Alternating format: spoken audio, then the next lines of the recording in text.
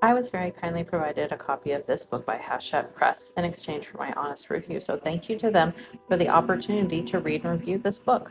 This book releases on July 11th, and I would definitely recommend this book if you're someone like me who is a fan of the Rolling Stones in the way that, like, when they come on the radio, I recognize their songs. And, I'm familiar with like the greatest hits, but not super familiar with the Rolling Stone. Like, I don't have every record they've ever made or anything like that. I've never seen them in concert, nothing like that. So I was intrigued to read this book. And I had kind of heard of some of the women involved with it, definitely Marianne Faithfull and Bianca Jagger, but I was curious to learn more.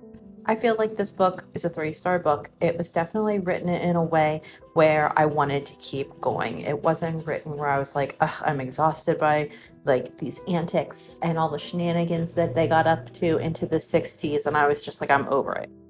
I will say I was a bit disappointed by the fact that Bianca Jagger and Marcia Hunt really were not prominent in this book. Like, the most of the book was about Marianne Faithfull and Anita Pallenberg, which I completely understand because they were very formative parts of the Rolling Stones, according to this book. But still, like, Bianca Jagger was married to Mick Jagger. She was his only wife. And Marcia Hunt, I had never even heard of her. And I really feel like she did not get as much attention as maybe she should have, or that I was intrigued by her story and it just was so short. Again, I'm giving this book 3 stars. I thought it was very enjoyable.